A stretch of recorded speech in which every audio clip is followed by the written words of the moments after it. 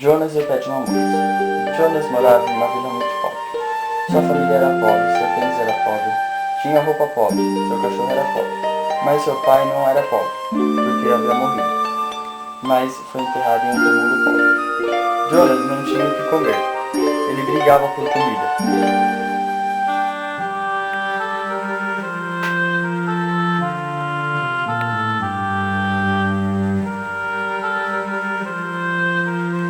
Tira a mão das minhas vitórias, mano. Ah, moleque, vamos disputar isso aí.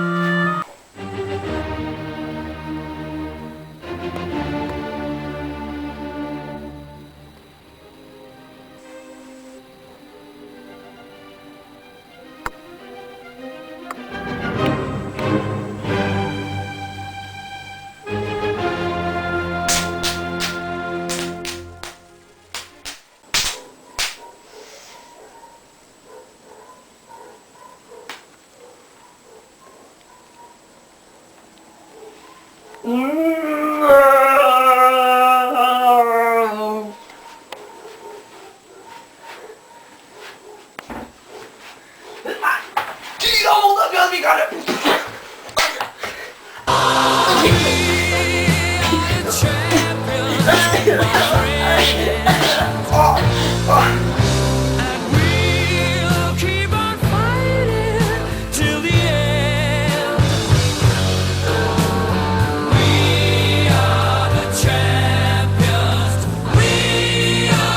Esse era o dia a dia de Jonas.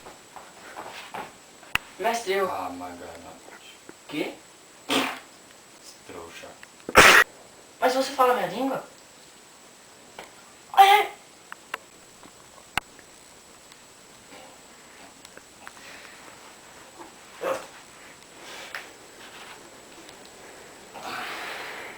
Vamos parar pra pagar.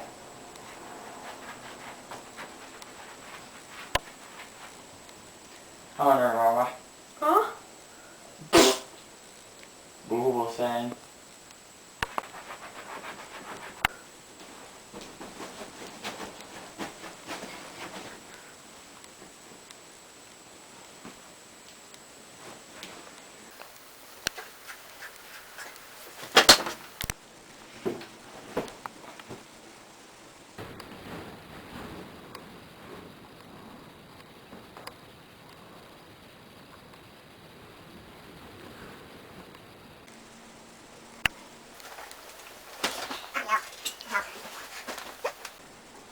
Chega, seu treinamento acabou. Não tenho mais nada pra te ensinar. Mas... agora é a hora da minha vingança. Não, mas não fui eu que comi a torta de pera. Lembra de mim? Ah, é claro. Quero revanche. Mas que lugar e a hora? Agora no tatame. Pode ser. Com o meu estilo Arnold. O quê? Seu trouxa. Ai, idiota.